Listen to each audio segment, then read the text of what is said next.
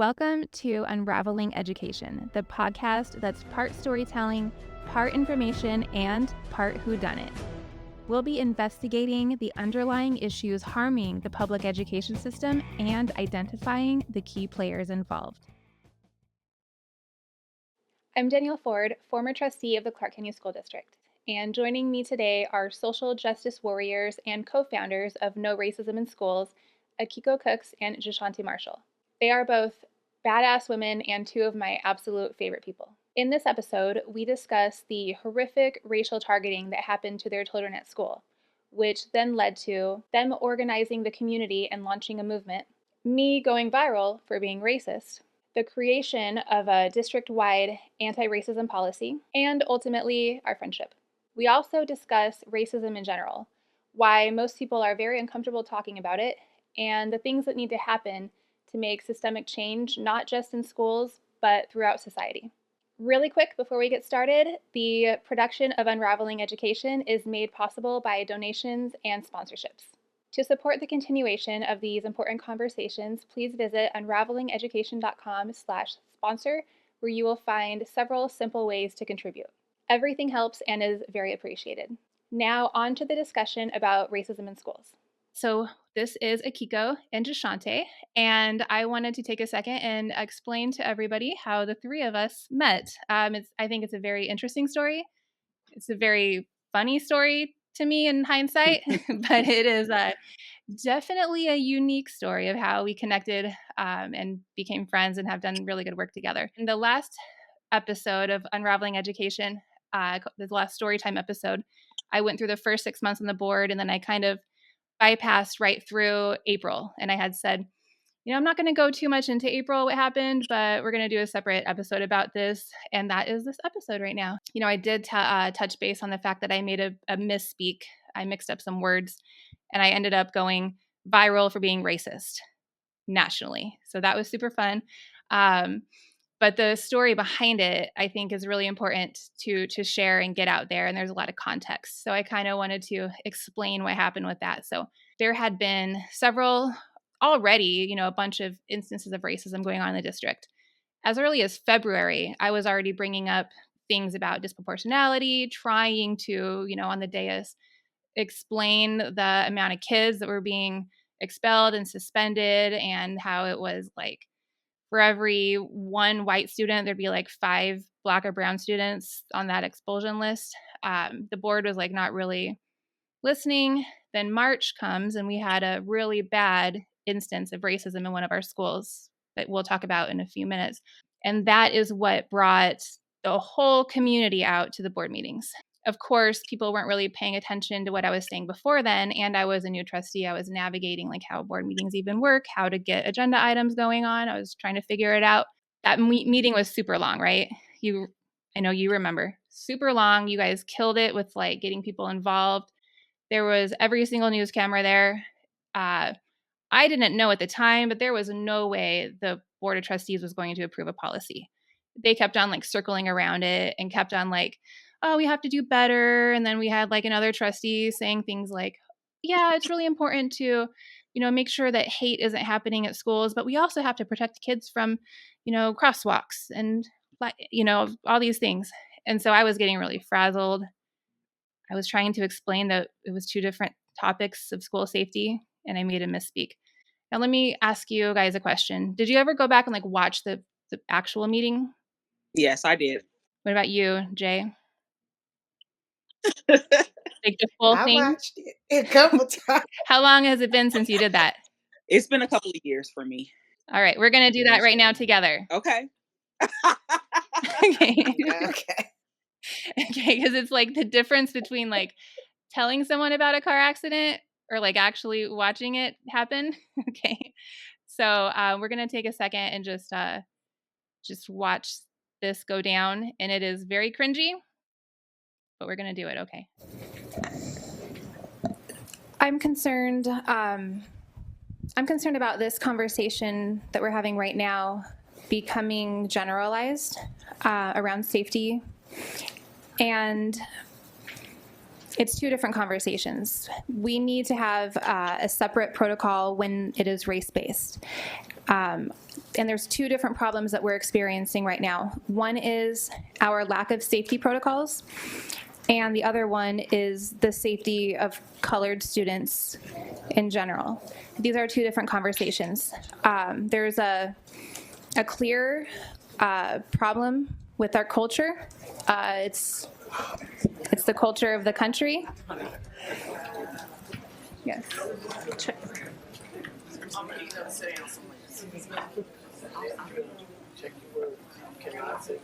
I am so sorry for saying that. I am so sorry for saying that. Black student. Oh, you're right. No, you're absolutely right. And I know. I do. And I know that I have a lot of implicit bias, and I am working on that for myself as well. What I meant to say was students of color, Black students. I completely apologize. You can cut her mic off. Anything she said at this point is null and void and means nothing to us. Okay, I'm words mean nothing. Okay, I'm sorry for that. Your true colors. Okay, okay, I apologize, but I do want to say that I am working on my own implicit bias, so I totally respect those. You shouldn't be on the bench. Okay. We're not going to allow audience. Okay, so let me just say really quick, you guys, that not only did I misspeak, then I misspoke about my misspeak, because I don't even know what was happening in my brain at that point, but I was trying to explain, I was trying to explain what I was saying, but it wasn't actually implicit bias. It was cultural insensitivity, I believe. And this is coming from, I had already done, so much training and whatnot before even joining the board on implicit bias. I fully understood the differences. I just, my brain then just, I don't even know, shut off, and I got all jumbled. I have no idea what I was even trying to do. On top of that, I'd, laugh when things are bad. And so I was, in my brain with all this going on, I'm just keep smiling. Just keep smiling and let everybody know, you are a nice person or whatever. And then looking back, I'm just that is so terrible. It is so cringe. And then, okay, I'm going to share one more thing, because then I left the meeting, right? I left the meeting and it had already aired on 5 news channels. Okay, so what happened is everybody got up, left the meeting. The news cameras went with everybody too, started interviewing people. We finished the meeting. At that same time, I actually said later on, I was hey, I just want to apologize again. I have ADHD. Sometimes I mix up words. Sometimes it's my responsibility to not do that. And it's, sometimes what we say can hurt people, and I apologize for that. Of course, the news doesn't report on that or anything. And I didn't even know that I said it. You can see Linda Cavazos lean over. She's Trustee 40. She's you can't say colored. I'm I know. I know. Of course I can't. I didn't say that. I said students of color. She goes, no, you didn't. You said. I was oh my gosh.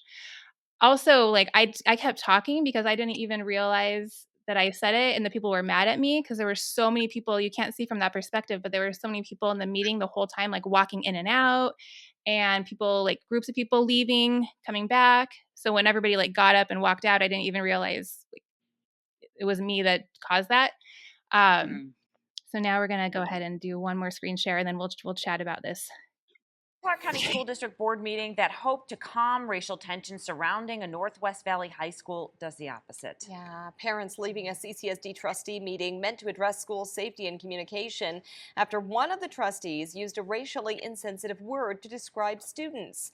13 Action News reporter Austin Carter is live outside the school district's education center where sparks were flying during that meeting. And Austin, many parents didn't even stick around for the rest of it. They sure didn't. Beth and Dana, good morning. Well, parents, they are certainly upset. And that meeting was meant to address threats targeting Black students at Arborview High School, but parents, they weren't having it. Some of them even walking out after a Board of Trustees member had this to say about African American students. There's two different problems that we're experiencing right now. One is our lack of safety protocols, and the other one is the safety of colored students in general. And that CCSD trustee, Danielle Ford, immediately after that statement, parents started heading for the door. It's not until Ford turns off her mic and a fellow trustee clues her in that she appears aware of her slip-up. We caught up with one of those parents, Akiko Cooks, whose child was targeted in one of those threatening Instagram posts, and says she believes Ford's statement was telling of how unaware the district really is. If the trustee is referring to us as colored, it's 2019. If the trustee is referring to us as colored, then that's going to trickle down. Obviously, I'm wondering if this is how they speak behind closed doors.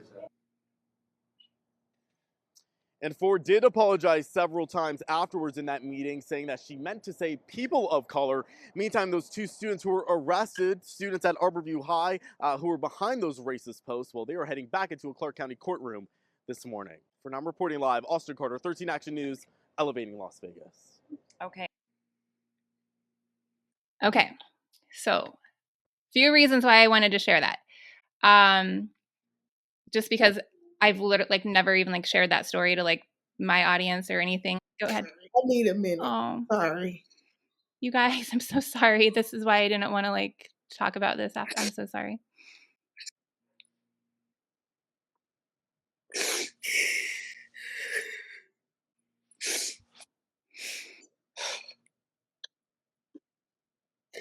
It's not you. It's not you. It's just we haven't seen all of the news and all of the videos and stuff that was happening during that time. And so when you go back and you watch it and you recant everything that you felt, everything that was happening, we've not dealt with that. We've not dealt with the trauma that we experienced during that time.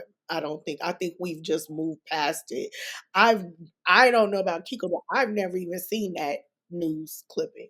I don't think people really understand how bad it was at that time. You know what I mean? No. I told you guys before, I know it's going to be traumatic. I didn't want to follow up with talking about this with me joking about the misspeak, but and it just shows if this is happening to you, how many other mothers is this happening to? You just happen to be 2 or 9 of the mothers that did something about it and have gotten publicity and are known for it. But this is something that happens to women, Black parents all the time.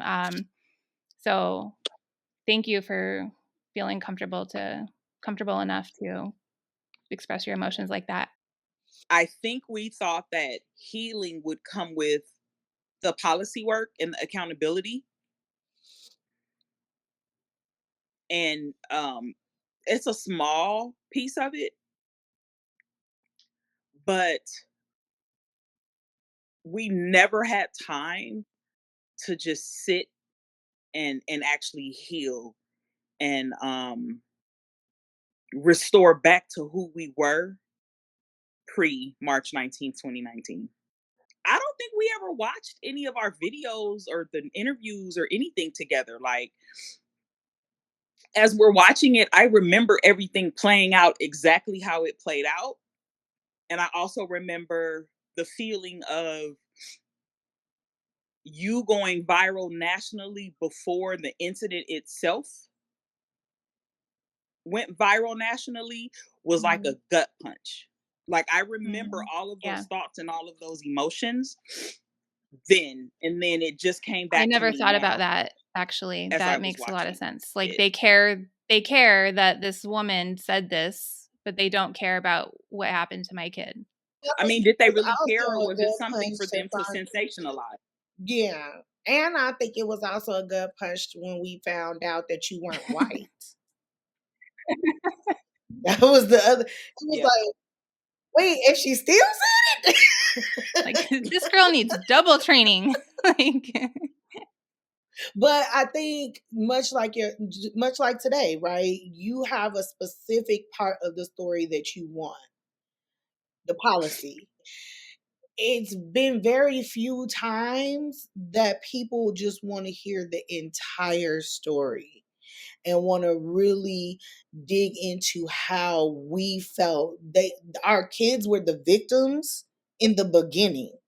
But once we found out what was happening, we shielded our kids. Our kids were probably more protected.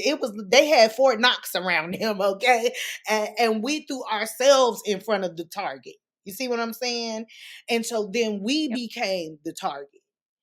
And carrying that for 2 years, actually, we almost five years in. So carrying that for almost 5 years is a story that no one really wants to hear. Well, That's not let what me they're just stop after. you really quick, because that is what I wanted to hear. However, are you okay with like sharing the story? Because we've been talking about what happened, but we haven't really shared exactly what happened to get to the point of that meeting. Is that something that you mind sharing right now? Mm-hmm. I'm good with it, as long as you all right with the tears Whatever coming you're back. comfortable with. Right. This is why I wanted you on here. I want people to know, because again, like the people that follow me and have for 5 years, a lot of people in Las Vegas, they know what happened as far as the news media stuff, but they don't necessarily know why, because I never really spoke about it or explained it. Never had you guys on. It never really made sense to do that. Like I thought it would feel like I was like defending myself or something, when I was like, no, this is totally normal. Their reactions were normal. None of us were wrong necessarily. Maybe like didn't know the whole context, whatever. But I completely understood. Like I was never offended when even the news stuff that came out and you're like, asking me to resign or whatever, totally made sense why you would say that. So I want you to explain what got us to that point. So what happened to your kids and other 7 children, to even cause the community to show up in 2 different meetings. There was the first one everybody came to, and then there was another one where like you thought that there might be some action taken, and then that was when I made my misspeak. So can you explain the whole thing? Take your time, in your own words, whatever you're comfortable with. So I saw this Instagram page titled Arborview Niggers, and what I saw was 9 pictures of 9 Black boys, and each picture contained a threat, saying, "I'm gonna go Columbine Part 2, but only killing the niggers." And I'm saying each picture had a different threat. I'm just saying some of the threats that were there. I have a 50 caliber machine gun, and they're gonna get it good. I can just smell the feminine. Um, it infuriates me. They're all over my, school. These are some of the things that were being said on the page itself. I called CCSD PD dispatch that night, and they told me that there was nothing that they could do because it didn't actually happen on campus.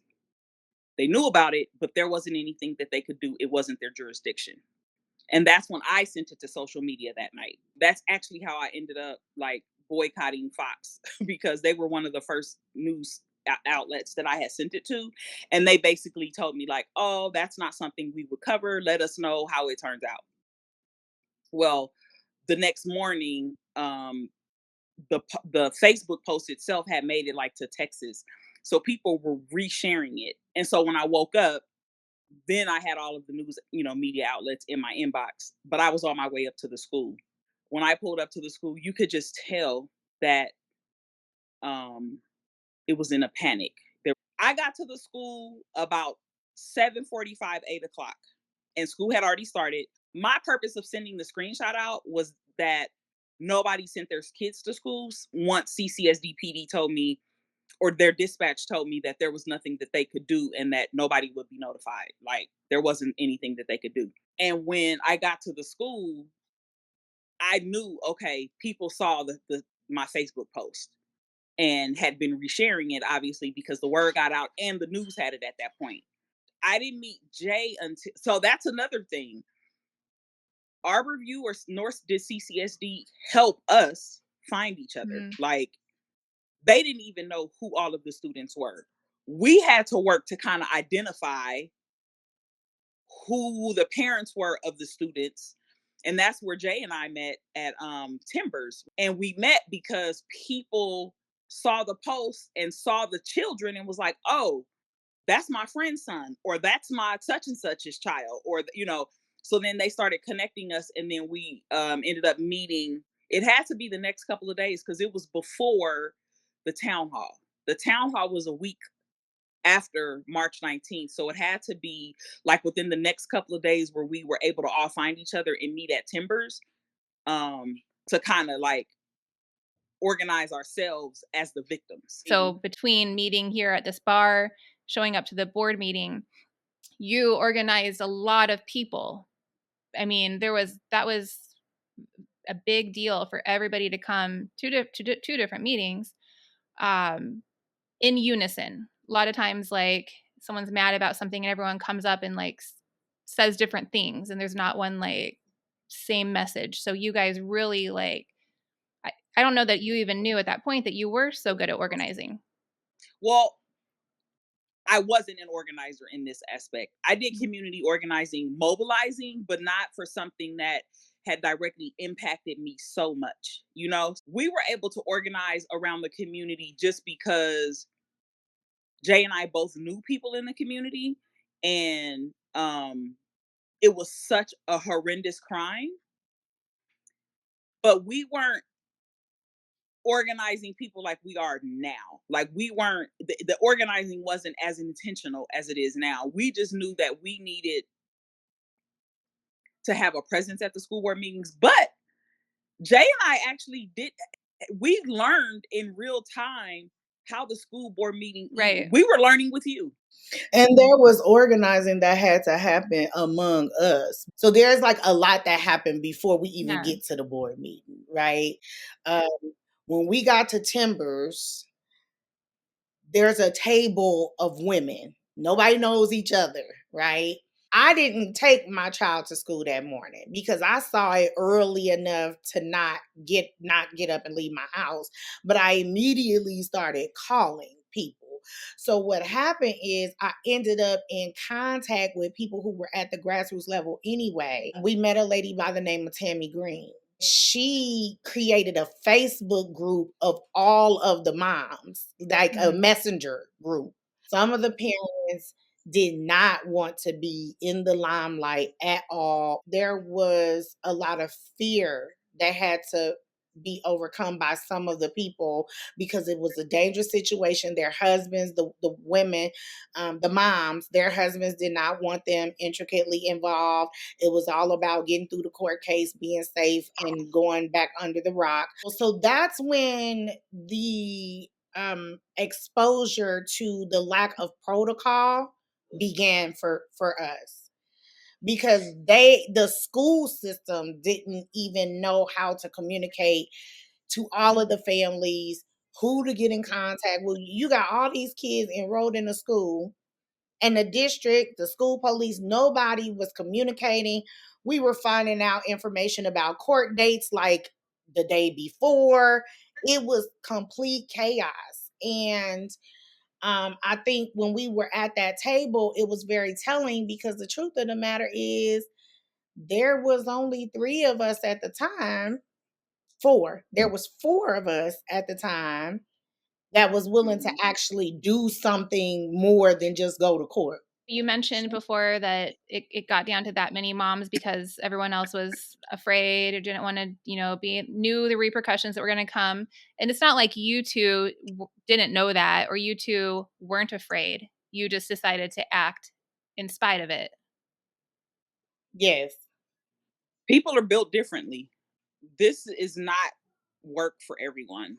You definitely have to have a passion for justice, and not just justice for yourself or your children. You have to have a passion and the heart, I call it heart work, to have justice for everyone's children. And in this case, Black children and children of color who were impacted by racism and not protected by a systemic racist school district. The words that were told to us is that the Clark County School District by law still has to educate them. And so we did have to fight to get them expelled. But the fight was more against the system, right? Because it wasn't like Kevin McPartland was like, oh no, they can come back. The principal was not in agreement with letting them back into school. The district just didn't know how they were going to educate them. So what they tried to do was move them down the street to Shadow Ridge. And Shadow Ridge denied them. They tried to send them to Desert Rose, the school at Desert Rose. And the principal at that school said no. So the district was trying to place them in another school knowing what had happened. And the principals were the ones standing in solidarity. And I don't know if it's necessarily that it was solidarity from an anti-racist lens, as much as it was they didn't want kids at their school that had threatened to shoot up a As school. I would expect, yeah. Yeah, it was like it's a threaded school shooting, and it was based on race. And so Kiko and I didn't really know each other. We met and we were kind of talking, but so I don't know how she got the information, but I found out about the court date through the school. The district attorney, the very first court date had not reached out to me.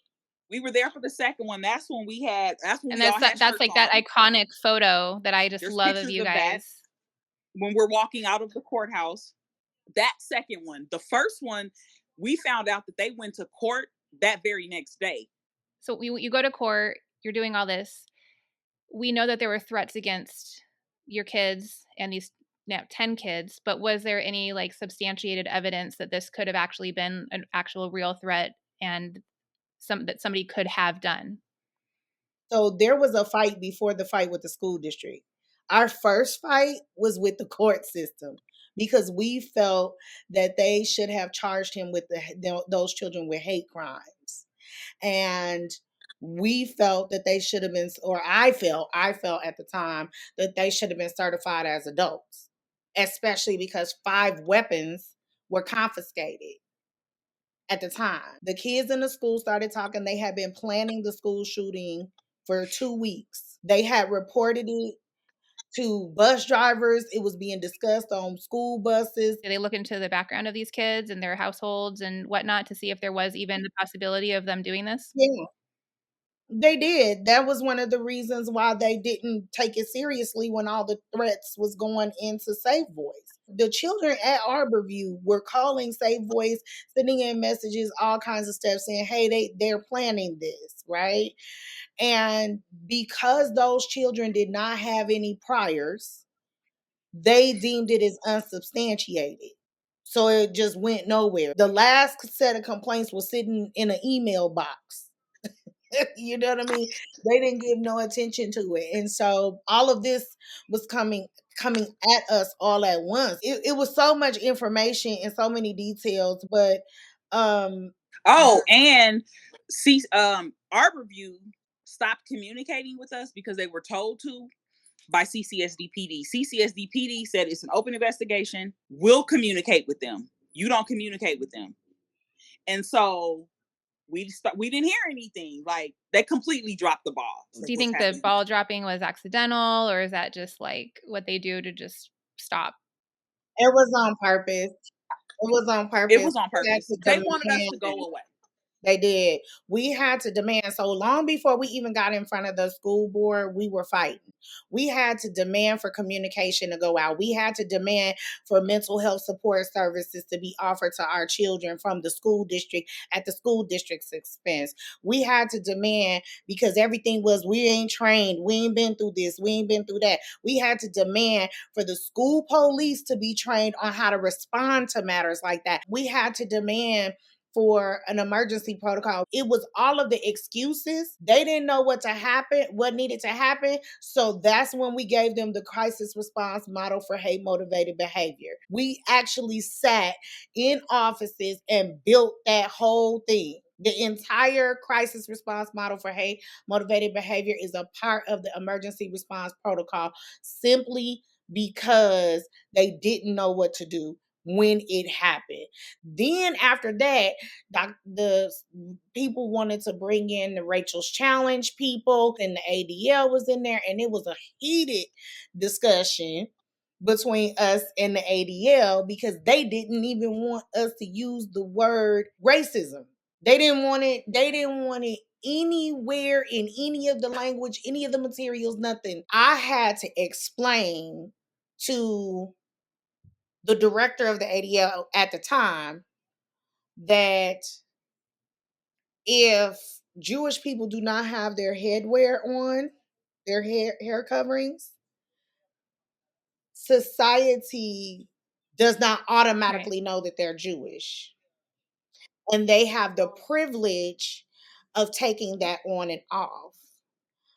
Black people cannot remove their skin.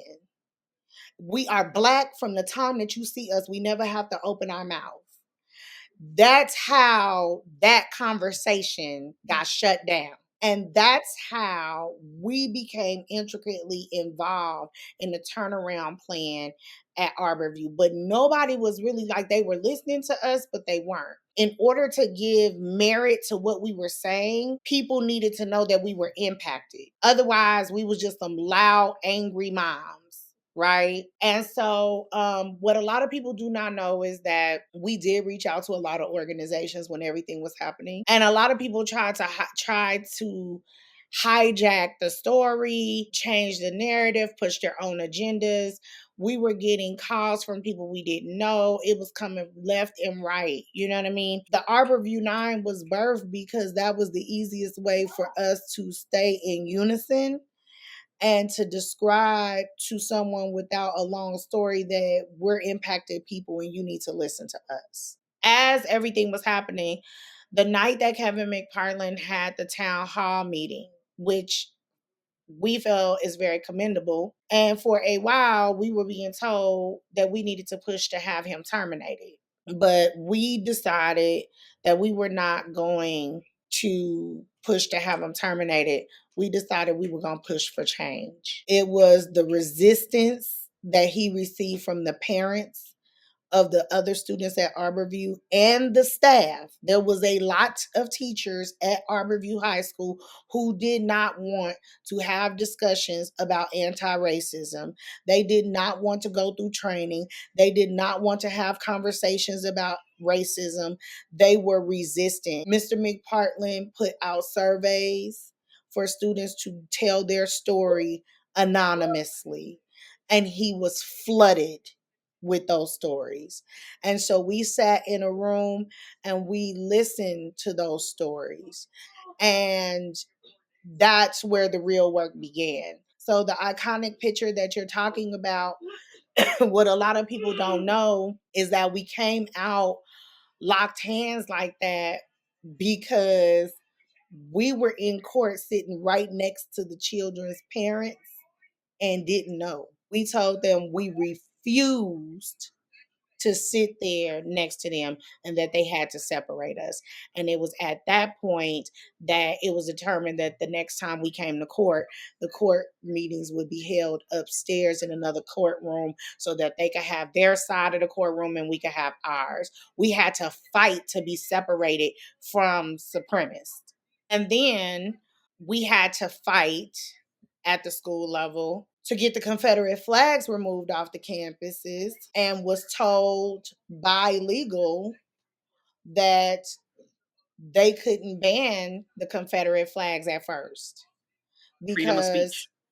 it was a violation of freedom of speech. So we had to fight, and Mr. McPartland made the decision as the principal of the school, considering the racial tension, to ban them from being flown in the parking lot of the school on the cars. It's my memory, if it serves me right, it was because of all this that was happening, that the whole community knew was happening.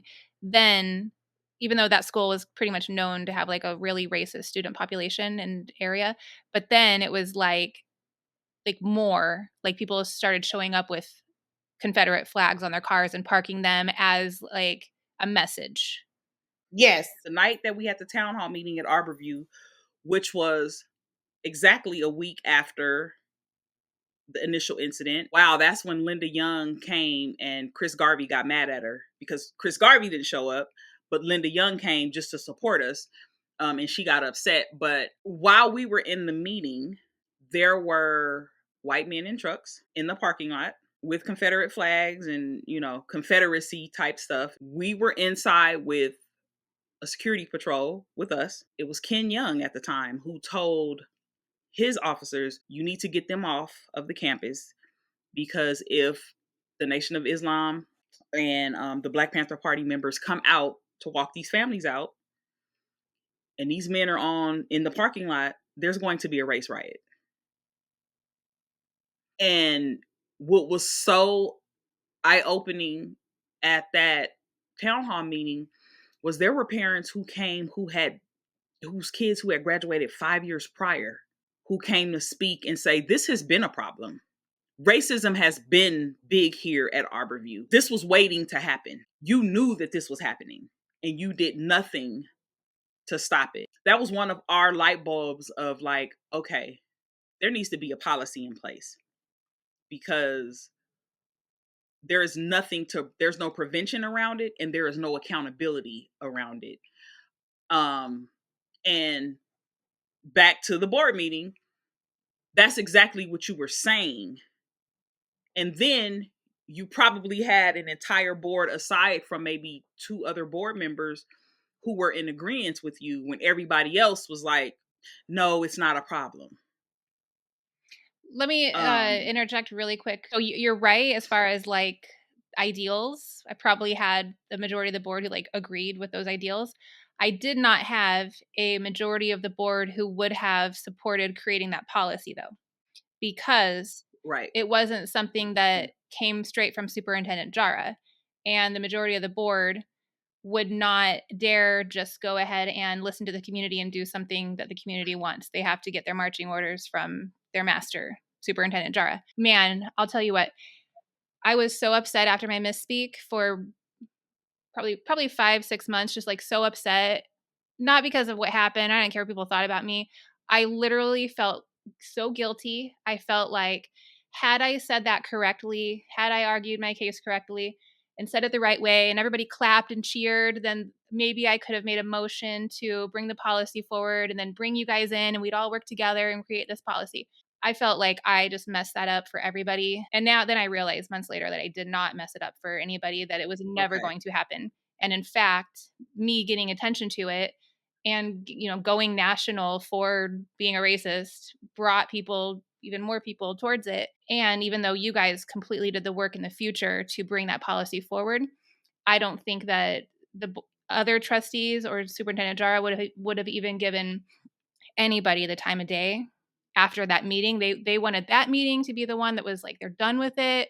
They listened to everybody. Now on to the next thing. But because it got so much attention that wasn't even there later, they were like kind of forced to listen to you in a lot of ways. And then they voted in some of the policies that I brought in like a month before. Remember when you came to my house like a week after that or something, and I was like showing you, I'm like, and these are the policies that I made, and we have to get the board to adopt these policies so that then we can force Jara to do these policies, and then, listen to the community. We have to write it in. I honestly felt like it was my fault. But then later on, I'm like, you know what? In hindsight, it worked out really well. Like you said, it's our story. Like we were all new. We were all learning.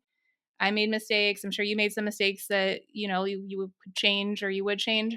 But there was a quote I saw, and it was like, that I had to adopt as like my motto for then. And it was like, your angels are guiding so closely to you that even your mistakes are on purpose. And so I was like, okay, that's why I did that. Yeah, for sure. What's so crazy is we were watching in real time the pushback of the policy. We were, even the superintendent, like, oh no, we don't need that. No, there's a bullying policy. We don't need that. And our amazing and powerful organizing around it, right, forced it to happen. Our transparency and us being vulnerable in lots of spaces, and actually really allowing the creation of this policy to kind of like take over our lives for a little while, but to turn around and watch the district and the superintendent take credit for it as if it was something that they believed in from jump, and they didn't.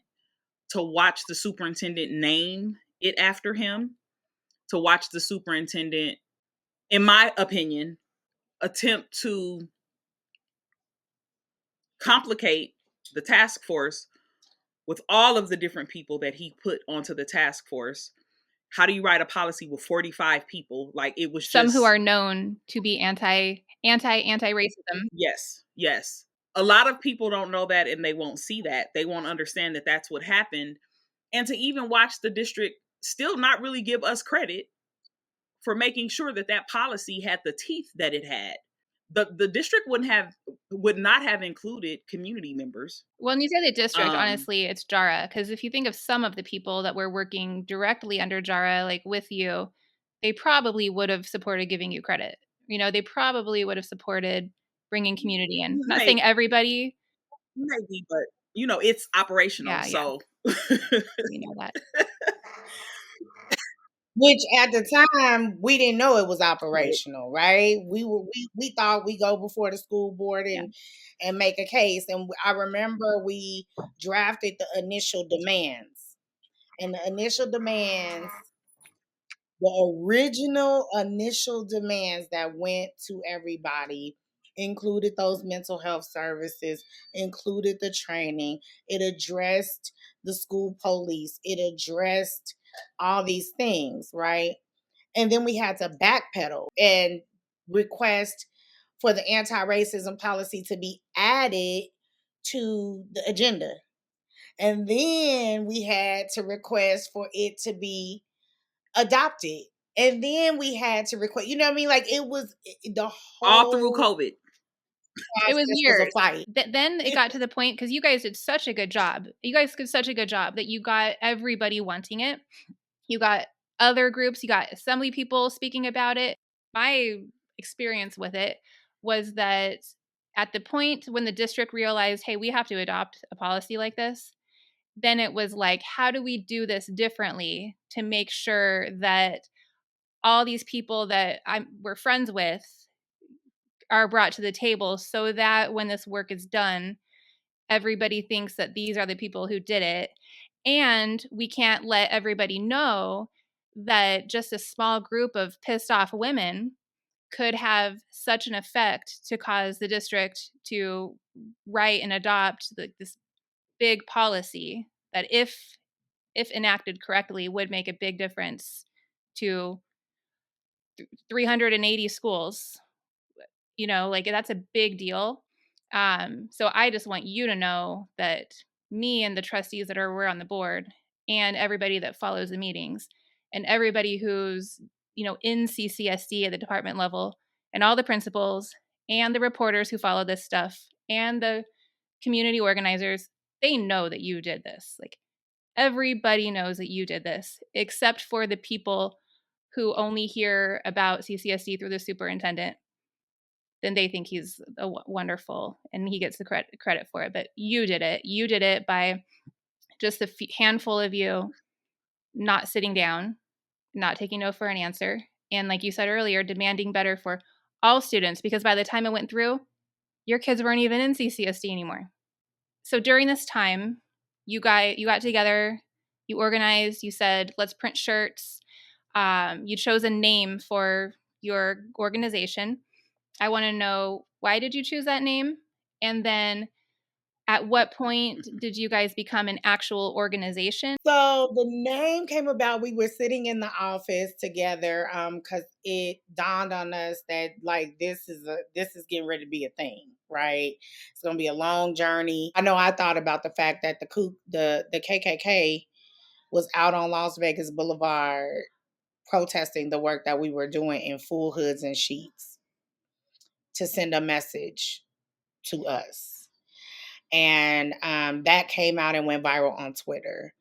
And we started having a conversation. It was three of us. And the one consensus was, this ain't the same time. We're not in the same space as Black people, and we ain't gonna stand down. So 1865 was thrown out. And it is symbolic to the year that slavery was abolished and we were considered free. And so at that point, that's a huge moment in time And it was symbolic that we would never have to give in to our oppressors again. And so anytime anybody ever thought of our organization, it is tied to our freedom. And that's where it came from. And then no racism in schools is just what it is. We got so much opposition about using the word racism that we decided to put the word in our name to make people say it. Like some people wouldn't even say it, you know what I mean? And so it was like a in your face, like we made a conscious decision to be in your face with the fact that there will be no racism in our schools, period. And so that's where it came. That's where the name came from. And we became an actual organization within about a actual organization within about a month of everything happening, because that first month we were just so inundated with everything else that was going on. We were just reactive. We were just responding and doing what we needed to do. We didn't have time to sit and think. We just went right into action. We started as a campaign. Like we literally just started as a campaign. And initially we identified what we wanted to do. So it was like steps that was happening. We didn't always know the steps in the order that they should have been in, but there were steps that was happening. We had also identified that it would probably be harder to get funding.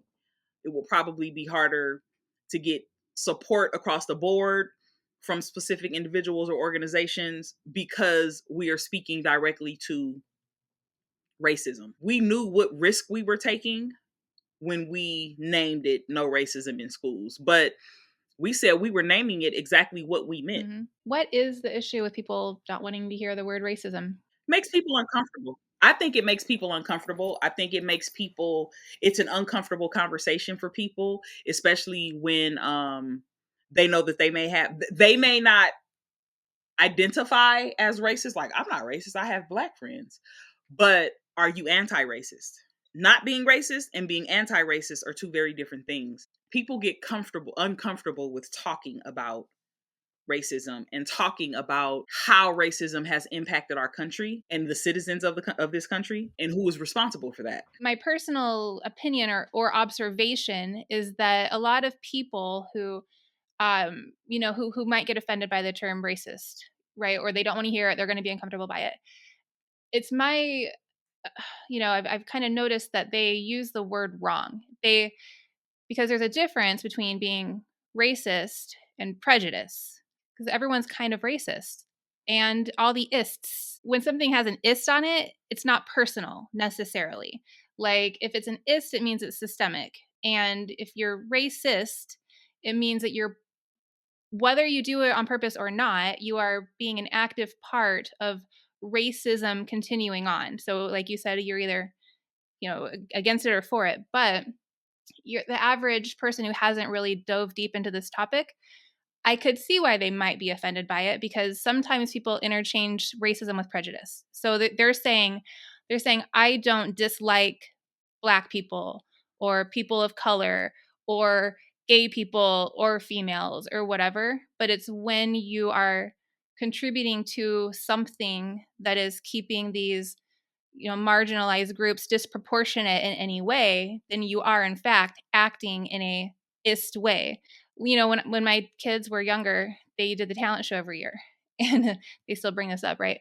That I was totally sexist because I was like this stage mom with a magic act, and I had my son be the magician and my daughter be the assistant. That is sexist as hell. Okay, so no, I'm not like against women, obviously. And that was something I didn't really think about. And I just kind of like assumed like she would be cute here and he'd be cute here. So, and there could be times when you don't know that you're thinking or acting in a way that is either like perpetuating stereotypes or making an assumption based on stuff you've seen in the media or whatever it is. And to be part of that is, so I was being sexist. I was acting in a sexist way by doing that. So I guess my question is like, what is the difference between racist and prejudice, or is there a different term for it? Also, then people hear bias and they hear things like check your bias and they take offense to that. When in actuality, it's like, hey, we should be checking our biases because I have biases towards, say, young mothers. I was a young mother. If I get an application for something and it's a young mother, I might think, you know what? She reminds me of myself. I'm going to give her a chance. That would be me not checking my biases, right? In the same way, say a white man or something gets a couple of resumes across his desk and he sees Tom Jones or whatever, and there's also Tyrone, he might not dislike people named Tyrone, but think, hey, this kid Tom Jones here reminds me of myself. And, I was pulling it up from my bootstraps and maybe I should give him a chance. That's somebody who's contributing to a racist system because we know that disproportionately white resumes, white names get hired more, or even like just an interview. So I don't know if I'm explaining it correctly, but you being the expert in it, can you talk a little bit about racism versus prejudice versus bias versus all the terms and, how people should behave or how we should be thinking to actually be part of the solution with this stuff? So I think that the first part of the solution is people taking it upon themselves to understand the terminology. That's just like the first step. My dad always tells me, like, define the word. Know the definition and then you'll know what you're talking about. Define the word, right? So racism is something that is systemic, right? And it's also a construct. Racism was something that was made in order to oppress non-white people. So we're going to create these races of people. And then you create these races of people and then you make this race more superior. Or the than labels others. of the races, basically. The isms are coming, right? Like, so even Italians were not considered white at some point. So then you have the isms coming in and understanding that. So I don't believe that Black people can be racist because we don't hold power. We are not in a position to systemically oppress anyone. Right. We don't have the money. We don't have the land. We don't have control over legislation. We cannot systemically oppress anyone. We are years behind catching up to the average white family when we're talking about wealth. But can we have bias? Absolutely. Can we be prejudiced? Absolutely. Anti-brownness lives within the Black community, just like anti-Blackness lives within the brown community. That is something. Jay and I were just talking about our bias. When we heard about this murder-suicide that happened up here in the Northwest, we immediately thought it was a white man. Sure. Immediately. So we had that conversation. Here's the difference. The three of us are not uncomfortable with talking about, I needed to check myself on this. We're like interested in thinking about how we think. Right. We will even go back, like we're talking about it now, like, oh, shoot. Let me check myself on that. Because that's not okay. Within the Black community has specific biases about people in the Black community.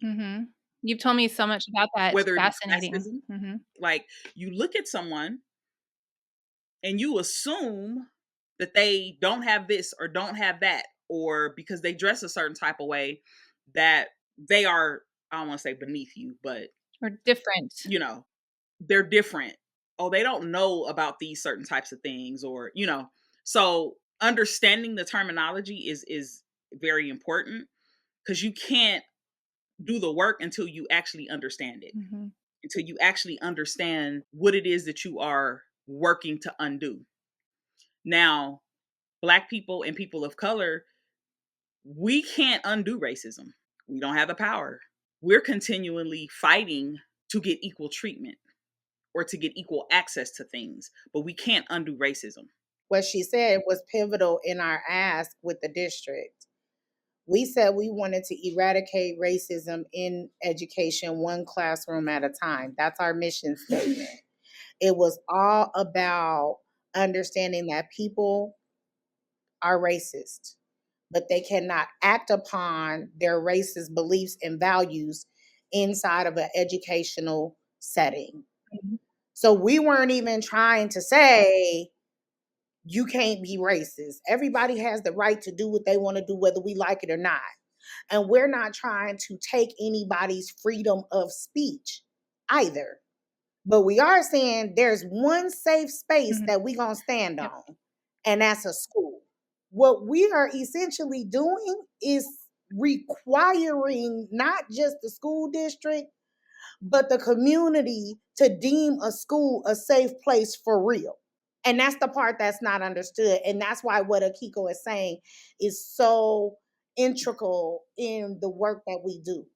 When I think of racism, like when you say it's not okay in a school environment, I'm kind of thinking like it's the ones who are not prejudiced, who are unwilling to do the thinking work that it would take to consider like different kids, different cultures. And even if we did, let's say just magic wand, racism is gone. Everybody's has the same belief system.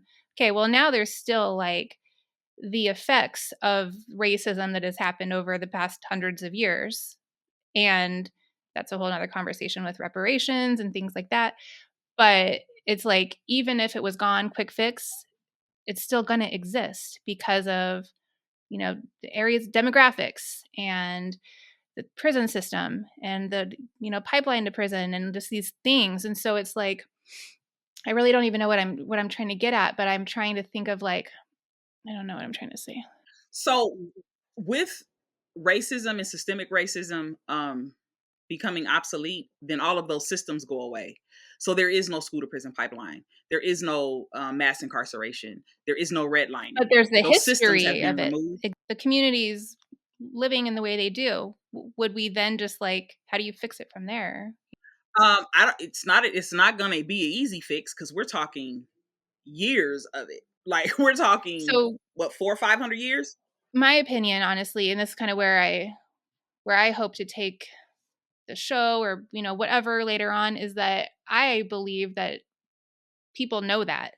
Like I think that people, even the people that are denying that racism exists, it's because they know it does, and they know that if everybody understood that, then there's going to be so much more work that has to get done, and then they might lose things. They're all dying off. Like that generation of just old white men and old white women who are coming off of the backs of their grandparents owning slaves and plantations, they're dying off. Yeah, you're right. Like the newer generation like doesn't care as much and are willing to like share the wealth and change the rules and change the playing field, it seems like. I mean, and I'm not saying that those generations that are dying off did not have children and teach their children that way, but there are so many of those children who are like, absolutely not. I know of someone's husband that I'm really, really close to who has sat down and told me story of his parents. He doesn't even talk to them anymore. Raging racist, hillbilly, raging racist. He has cut off all communication with them because his thought system, his beliefs are different. I spend time with these people at their home. So there's a generation that's coming up of people who are like, yeah, no, absolutely not. I work with someone who was a Nazi, who was a white supremacist, Shannon Foley Martinez.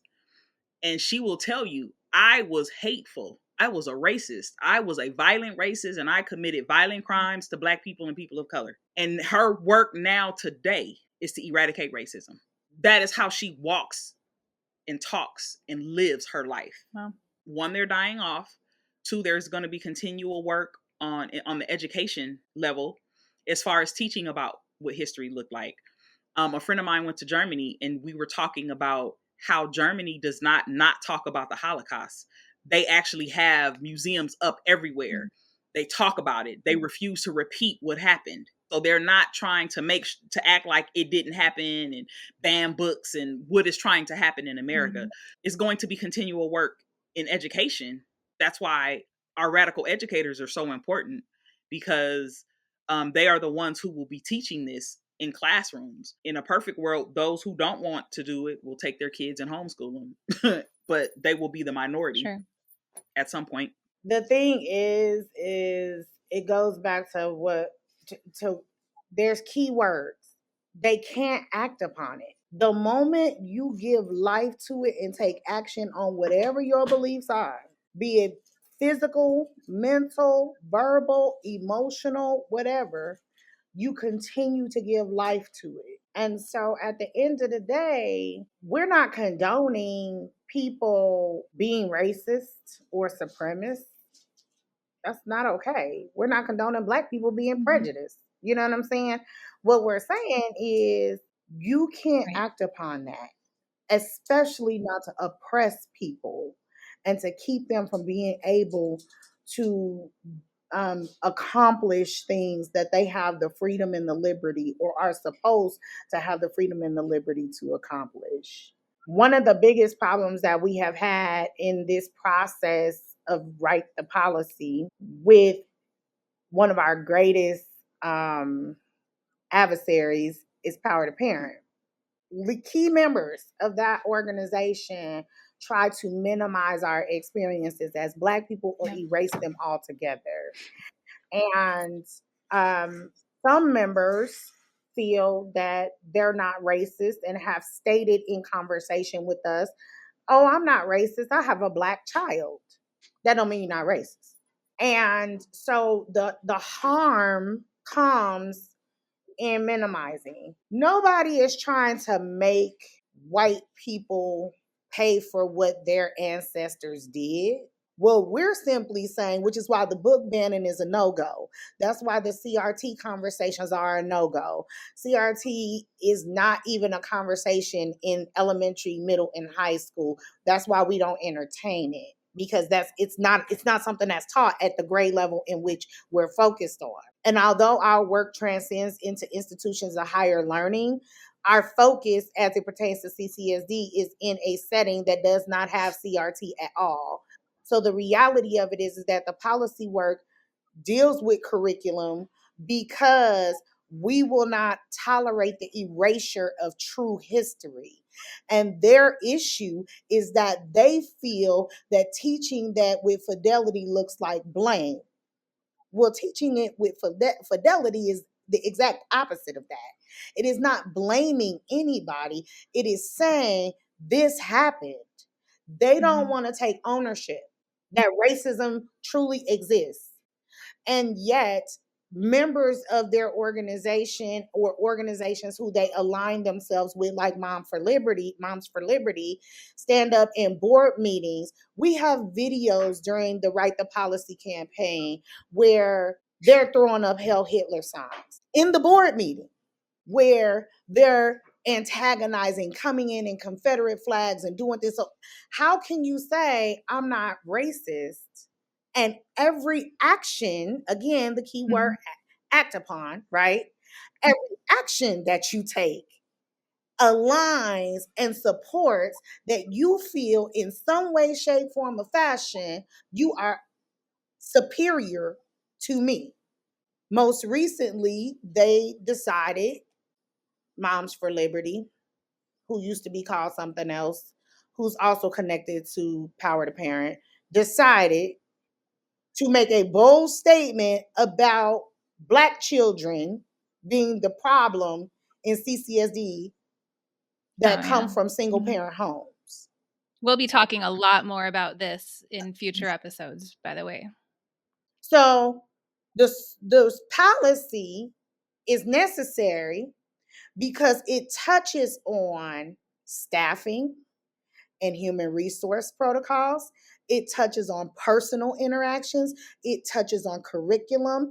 It touches on all different facets of where once we get past the you can't call me a nigger, right?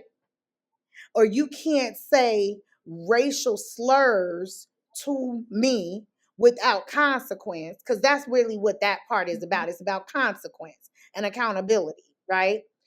Now, those other components of the anti-racism policy deal with literally undergirding the system and placing a foundation in the system that builds an intolerance for it systemically. That policy says CCSD, you cannot continue to have majority of your education staff, professionally licensed staff, sit as white people and not give attention to it, while your positions of help and support staff are majority BIPOC and people of color, and not give attention to that.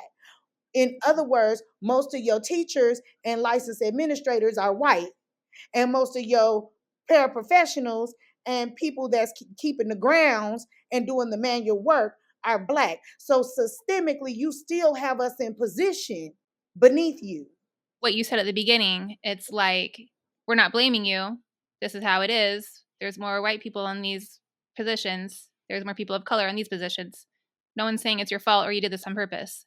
However, you want to be seen. You want to be acknowledged. Acknowledge the experience. And what are you doing to undo it? Right. What are you doing to undo the racism, the systemic racism that is happening? What are you doing in power to undo And even it? if it's difficult, what are you doing? What are you trying?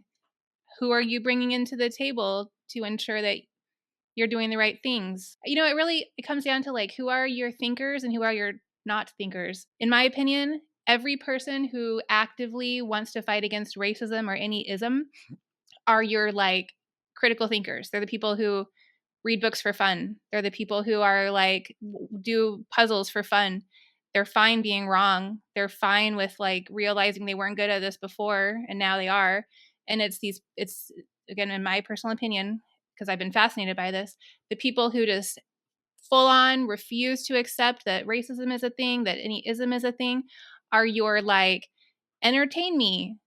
I just want to be entertained by nonsense, and are not your critical thinkers. And so it's like, why are we so offended by asking people just to think about something and consider someone else's perspective? Really, that's all it's going to take for us all to get on the same page and move forward.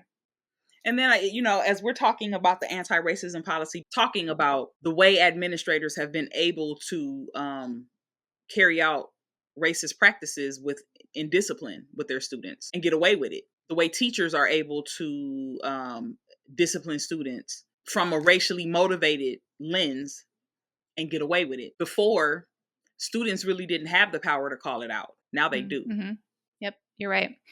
Because of the work that you did. Before the policy, they'd say, you're racist. Like, this is how you're treating me, or this is what you are doing to me because I am Black, because I am brown. They would say that and it would go unheard and nothing would happen. Well, now, as soon as they say it, it has to be investigated. And Jay and I are there with the families that can get to us to say, this is what this child said, and it will be investigated thoroughly and properly. Just because you are a teacher does not mean that you are obsolete from being held accountable or facing consequences for your racially motivated behaviors. So let me go ahead and ask you guys, I know that you do so much work for the kids in the district, for the staff in the district, that you're always going into schools. I mean, you just have so many things going on. But for somebody who doesn't know that everything you do, where can people learn more about you, learn more about No Racism in Schools? And then if somebody wanted to either help you or make a contribution or support you, what could they do? If you want to get involved, you can start on our website, noracisminschools.org.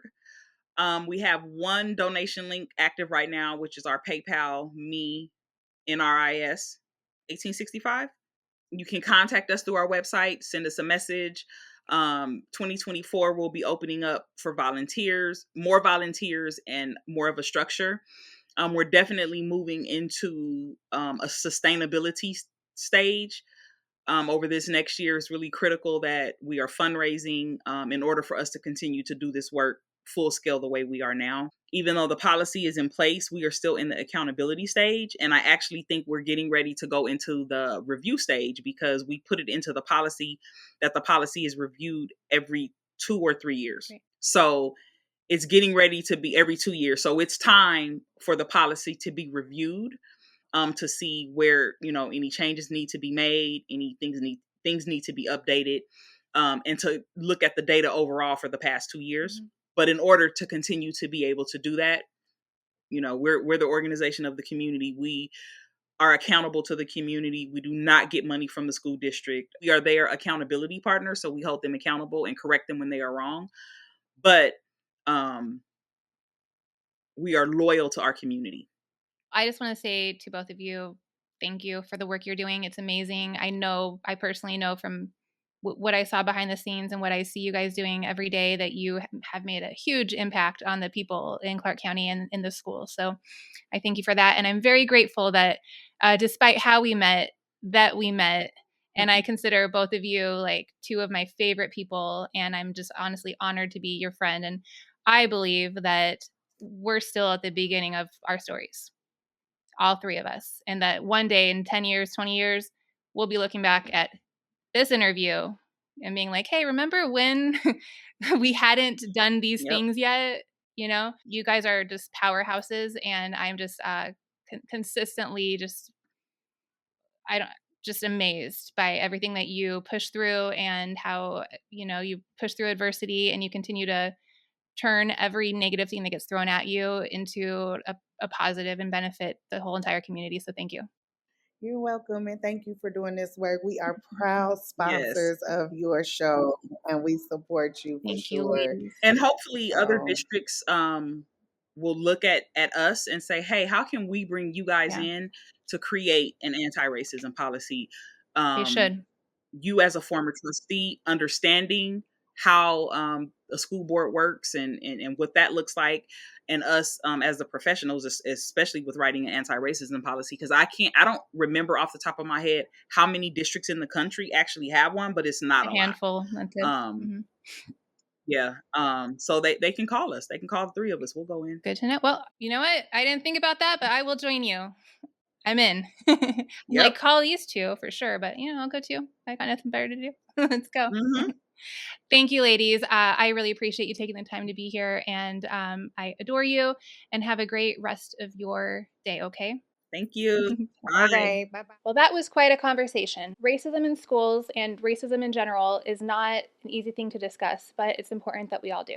If you found value in this episode, please share it out, and don't forget to subscribe so that you don't miss the next one. To support the creation of more content like this, visit unravelingeducation.com/sponsor to make a donation or become a sponsor. Thank you so much for joining us today, and unravel away. Oh, there's times where I'm like, look at that beautiful cat. I can't hear her. Glorious. Hi, you're so annoying. Okay, you stay right there. The cat is in the building. And that's a huge cat. Gigantic. When did the cat get so big? Out of control. She thinks she's little. She doesn't know how she big was like, she is. I got something to say on this interview. It's a Danielle and Mila show. She came to say we came to say she was anti-racist. Akiko's got a transracial dog. And you got the anti-racist. We got our own little pet podcast potential. Yep. Listen, that's so funny. Have an ist in. Here's another one. It's just out of control. They're everywhere. She's a cat lady.